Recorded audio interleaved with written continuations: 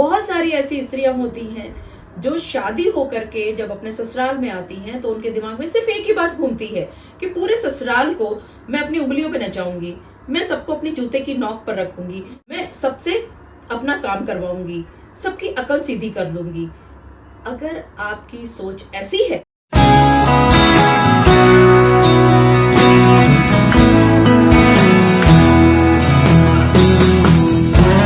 एक सवाल जो आप पतियों को सबसे ज्यादा परेशान करता है कि जब आपकी पत्नी ने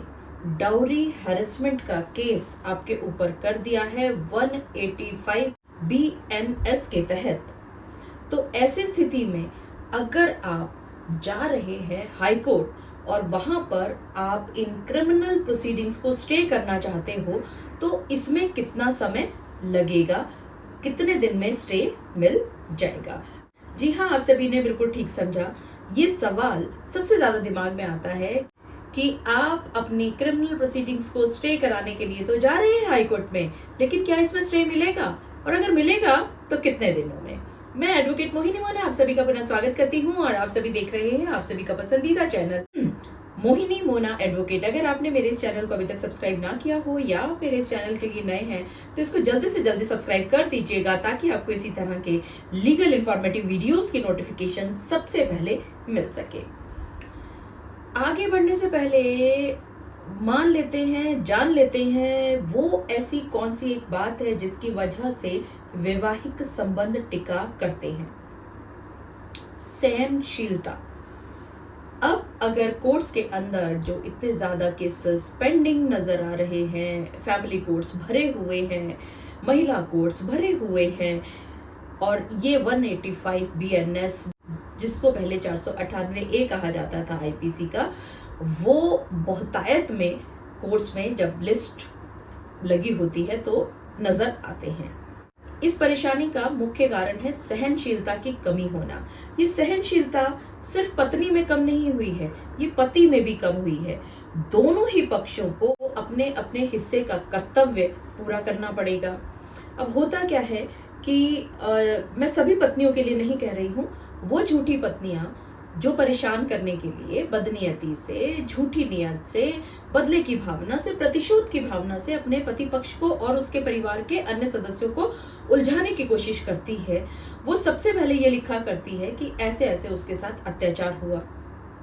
ऐसे ऐसे उसके साथ क्रूएलिटी हुई, लेकिन वो इस बात को सोचने से, समझने से इनकार कर देती है कि जब आप महिला एक घर से दूसरे घर में आए हो तो वहां का खान पान, वहां का रहना सहना, उठने जागने सोने का समय, हर एक चीज का जो समय है वो अलग होगा, हर एक चीज का तरीका अलग होगा। और अगर आपको उस बात में टोक दिया जाए, मना कर दिया जाए या आपको समझा दिया जाए तो आप महिला चिल्ला उठती हैं कि आपके साथ अत्याचार हो गया।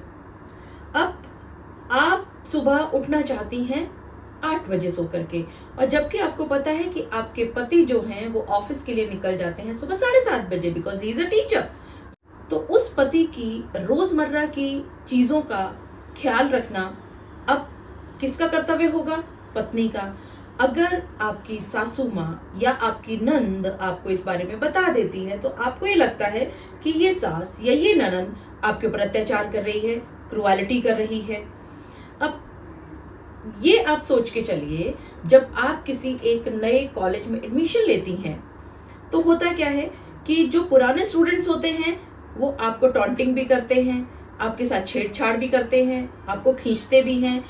और कुछ लोग आपसे बातें भी करना चाहते हैं और कुछ लोग आपके साथ दोस्ती भी करना चाहते हैं। ठीक यही हाल होता है जब आप मायका छोड़ करके अपने ससुराल में पहुंचती हैं तो वहां पर भी हर तरह के लोग मिलते हैं। वो व्यक्ति, सामने वाला व्यक्ति आपके साथ किस तरह का व्यवहार कर रहा है वो आपके अपने व्यवहार पर निर्भर करता है। अगर आप सबके साथ प्यार से पेश आ रही हैं तो शर्तिया बात है कि सामने वाला व्यक्ति भी आपके साथ बहुत ही प्यार इज्जत से पेश आएगा। लेकिन आप कहीं पर भी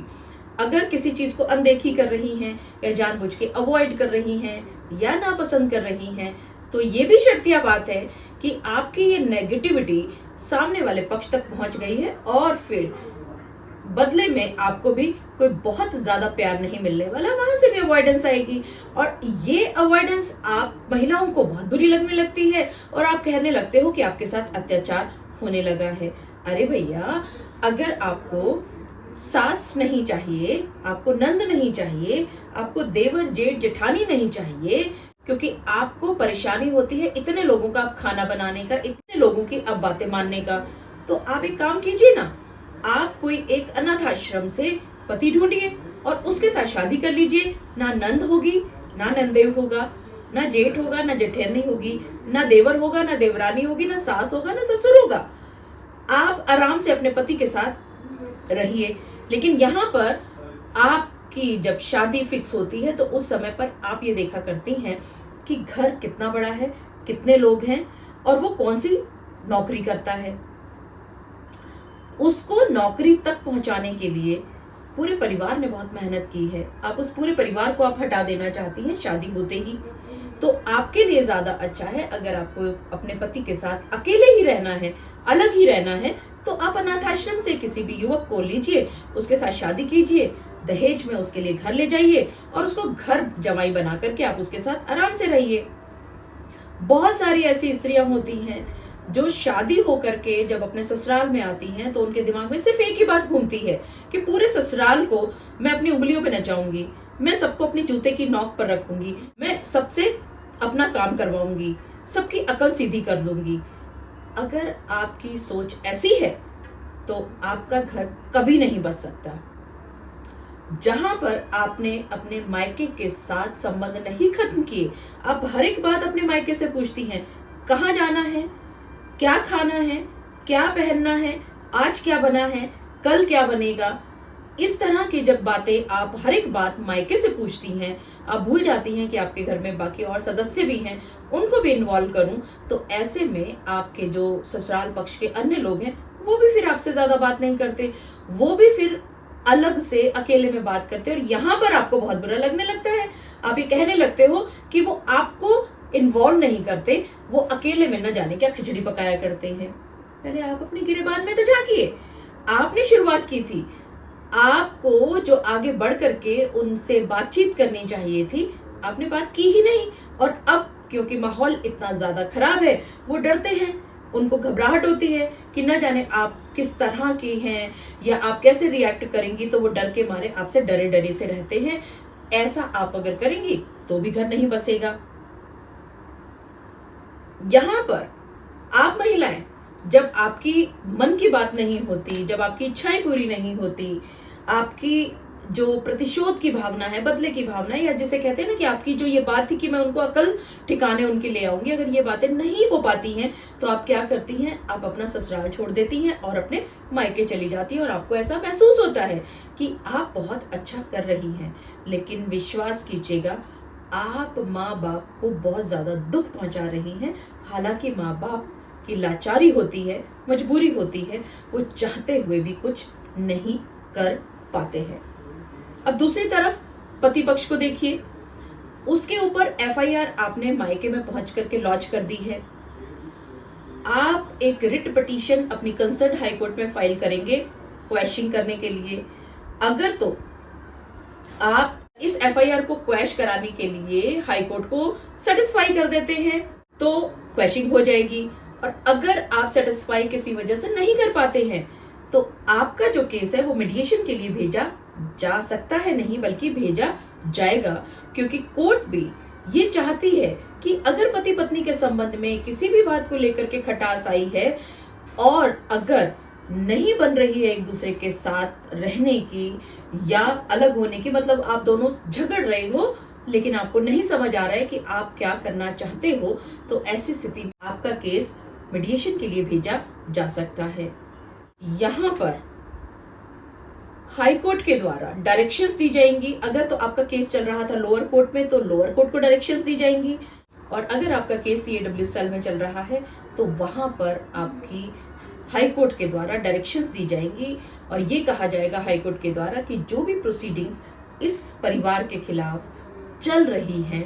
वो प्रोसीडिंग्स स्टे कर दी जाए। अब आते हैं मुख्य प्रश्न की ओर कि कितना समय लगेगा हाई कोर्ट को स्टे देने में। शुरुआत करते हैं कि सबसे पहले जब आपके पास पहुंची है एफआईआर आपकी पत्नी के द्वारा दर्ज की हुई, आप सबसे पहले एक वकील साहब को ढूंढेंगे, उनके साथ फीस तय करेंगे और उसके बाद फिर आप सर्टिफाइड कॉपीज निकलवाएंगे। जो भी डॉक्यूमेंट्स पुलिस ने या कोर्ट ने, जहां पर भी आपका केस चल रहा है, वो आप सर्टिफाइड कॉपीज इकट्ठा करेंगे। उसके बाद आपको उस एफआईआर के अगेंस्ट आपके हाथ में क्या क्या सबूत है, क्या क्या डॉक्यूमेंट्स है, क्या क्या एविडेंसेस है, आप उन सब चीजों को इकट्ठा करेंगे, तैयार करके आप एडवोकेट साहब को देंगे।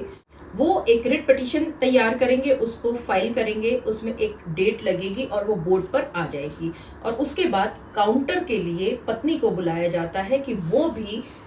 हाईकोर्ट के समक्ष खड़ी हों और वो बताएं, ताकि उनकी बातों को सुनते हुए हाईकोर्ट अपना फिर दिमाग लगाता है दोनों पक्षों को सुनने के बाद कि इसके अंदर स्टे दिया जाए और मेरिट पर आगे बढ़ा जाए या इसको मीडिएशन में भेजा जाए। ये जो इतना समय लगता है इन सब चीजों को करने में, कम से कम 7 और अधिक से अधिक 15 दिन का समय लगता है, यानी कि 7 से 15 दिन के अंदर आपको स्टे मिल जाएगा आपके कंसर्न हाईकोर्ट के द्वारा। ऐसी स्थिति में कई बार ऐसा भी होता है कि जैसे आज आपकी एप्लीकेशन बोर्ड पर आई है, लेकिन आज पहली ही डेट पर स्टे नहीं होगा, तो आपको एक अगली डेट दे दी जाती है, मे बी मीडिएशन के लिए या किसी और चीज के लिए एक डेट दे दी जाती है। तो कोर्ट के द्वारा एक ऑर्डर पास कर दिया जाता है कि आज की तारीख से लेकर के अगले तारीख तक के लिए सारी प्रोसीडिंग्स को स्टे कर दिया जाए। तो ये जो ऑर्डर की कॉपी है, ये आपको अपने पास रखनी है, ताकि आप CAW सेल में या जहां पर भी आपका केस चल रहा है वहां पर आप लगा सकें। तो देखा आप सभी ने कि आपको बहुत ज्यादा समय नहीं लगता है हाई कोर्ट से प्रोसीडिंग्स को स्टे करवाने में, लेकिन उसको तैयारी करने में आपको अच्छा खासा समय लगाना पड़ता है, आपको रूपरेखा तैयार करनी पड़ती है। तो आपको जैसे ही अंदेशा हो कि अब आपकी पत्नी आप पर झूठे केसेस कर रही है या धमकी देनी शुरू कर रही है, तो आप पहले से ही अपने लिए एक वकील साहब से बातचीत करके रखो, ताकि आनन फानन में कभी भी आपको इस तरह का कोई भी ऑर्डर लेना हो, कुछ भी काम करवाना हो, तो आपका काम जल्दी से जल्दी हो सके। मुझे पूरा विश्वास है कि आप सभी को मेरा आज का वीडियो भी बहुत अच्छा लगा होगा। अगर आपको मेरा आज का वीडियो भी अच्छा लगा तो इसको लाइक, शेयर और कमेंट करना ना भूलिएगा। और हाँ, अगर आप मेरे इस चैनल के लिए नए हैं तो इसको जल्दी से जल्दी सब्सक्राइब कर दीजिएगा, ताकि आपको इसी तरह के लीगल इन्फॉर्मेटिव वीडियोस की नोटिफिकेशन सबसे पहले मिल सके। अपना और अपने परिवार का बहुत अच्छी तरह से ध्यान रखिएगा। Thank you, take care, bye bye.